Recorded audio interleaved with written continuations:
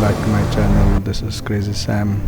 So here's another of my layouts that I've created. This is a new one. I call this one Blue Lightning Crazy Redesign. This is still an untested design, so to say. I mean, I haven't taken this out in the field as yet. As I always do, let's first take a look at the layout.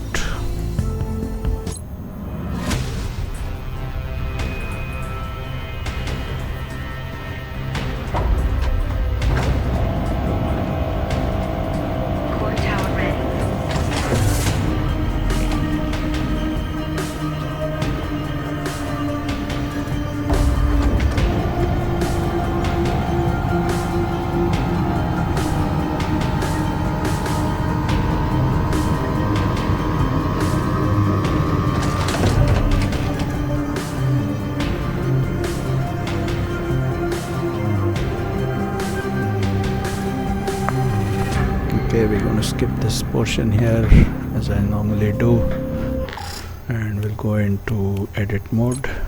Let me get this out of the way. So that is what the outpost would look like. I'm trying to get all of it in one frame, yeah, something like that. So again, this is a 2 million value base, all the components on there with pretty high stats for all three. As you can see, I've got 19 for the X boost, 169k for materials, and 19,000 plus for the power. So all pretty high up. This one again should be easy to take through on even City Ruins 5, and you can bypass all the nodes, use instant loot, and just go on to recovery day with those stats coming in. And so we start off with the top layer here. Right on the back here we have 4 electromagnetic cruiser cannons, the big boys. Then we have one 406 here in the front. Now these ones at the back are not really getting any additional ammo or artillery fed to them. I haven't really put anything to add more, but if I'm doing a normal city run, then they are more than sufficient to take care of either Krios or Kronos, whoever comes in, and they don't really need filling up again.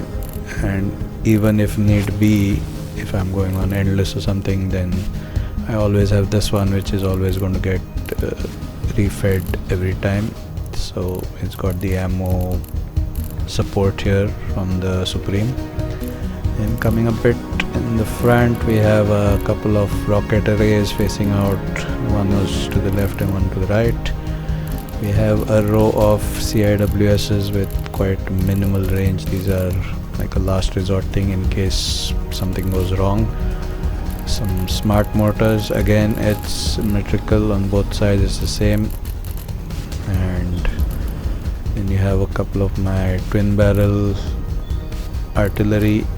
These and the rocket arrays would be targeting specifically the apostles. They wouldn't really be doing any other, it's just for the apostles, both of them. These ones, of course, the electromagnetic would be only for the massive targets, and they're all supported here in the front here. It's supported by this Supreme. Coming a bit lower, then we have my Hellfires level, if you want to call it that. So it's about 2 on the sides, 4 in the front, so about 8 Hellfires there, and a couple of exterminator. There'll be another exterminator on the side here.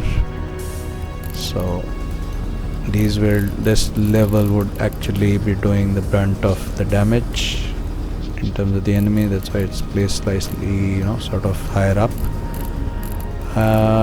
Coming down, and you have another layer, which is the front layer. A couple of Vipers and twin barrel light guns. Now here what I've done is I have 2 Supreme loaders, auto loaders, one on this side of the column and one on the other. So they in turn will be supporting the autoloaders. I have a bunch of autoloaders, otherwise it's not possible for me to reach the guns down on the front here, the CIWSs. So I have a row of CIWSs here and one on the other side as well.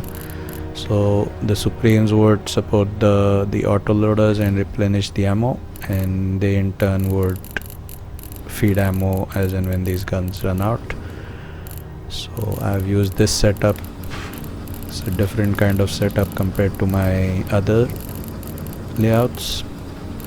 I know it's a bit kind of open out in the front, but with the Hellfires on top taking care at max range, normally wouldn't get too many enemies getting close to the base, and if they do, then this row of CIWSs and my twin barrels should take care of them. Coming onto this side is the same thing. As you can see, you have the Supreme supporting the autoloaders and they in turn supporting the guns on the bottom. One more thing that I've done in this one which is slightly different is I normally would not have an entrance up in the front to access the actual core tower and things like that. I would normally just use like my rocket gloves or grappling hook, mechanical claw as they call it, those gloves, and just jump onto the top. This one I've gone slightly different. I've done an entrance with actual access up to the next level, as you can see. So I can come up here and I can access the next level with my Supremes, which have their own advanced ammo makers for this one, and then the same thing on this side. I haven't used conveyors because it basically would drop it within the pickup area directly. As you can see, they're all coming within. Another thing is I haven't yet tested this layout in the field, so I will make a video wherein I'm going to have the first run. It's probably going to be on City 5. I'm going to do a kind of a speed run on City 5 with this base, and we'll see how it actually functions out in the field.